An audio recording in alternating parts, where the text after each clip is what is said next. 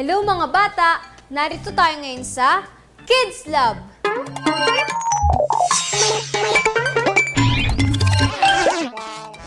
Mga bata, ramdam nyo ba ang sarap ng hangin kapag ganitong mainit? Lalo na kung ang hangin malalanghap natin ay sariwa. Nasabi ko ito dahil hindi na yata natin masyadong nararanasan o nararamdaman ng sariwang hangin, dala marahil ng pagkasira ng kalikasan. At alam nyo ba noong late 1980s, nagsagawa ang National Aeronautics and Space Administration o NASA at Associated Landscape Contractors of America ng isang pag-aaral kung paano lilinisin ang hangin sa kanilang space facilities. Natuklasan nila ang ilang mga halaman na nag-filter out o naghihiwalay ng mga volatile organic compounds sa hangin.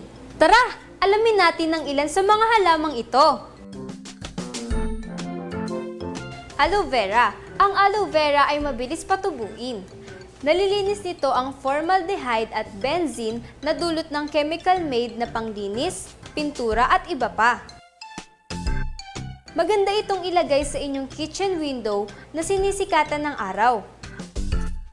Alam nyo ba na maaari ring gamitin ng gel sa loob ng isang aloe plant na panglunas sa hiwa at pagkapaso?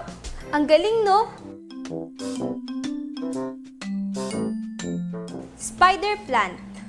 Kahit pabayaan mo ang halamang ito, hindi ito madaling mamatay.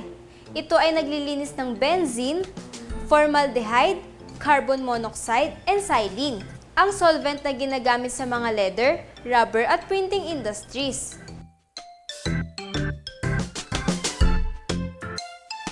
Snake plant. Kilala ito as mother-in-law's tongue. At kilala din sa mabisang paglilinis ng hangin laban sa formaldehyde na karaniwang makukuha sa mga panglinis ng banyo, toilet papers at personal care products.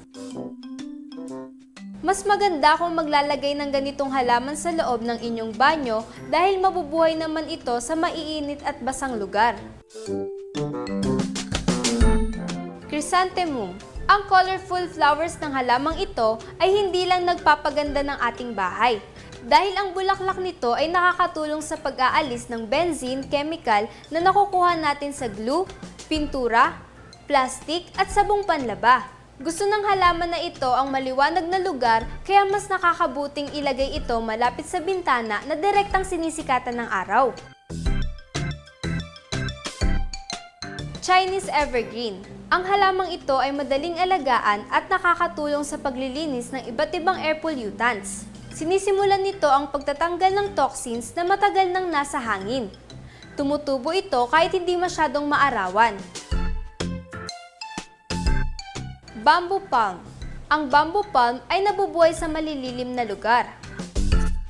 Ito ang nangunguna sa listahan na pinakamahusay na magtanggal ng benzene at trichloroethylene na galing sa solvent, langis at wax at formaldehyde sa hangin. Meron din bang halaman sa loob ng bahay nyo? Maglagay na tayo na kahit alinman sa mga halamang ito para makatulong sa paglilinis ng hangin sa loob ng ating bahay. Hanggang dito mga bata, samahan nyo ulit ako dito lang sa Kids Lab, ang laboratorio para sa mga batang Kristiyano!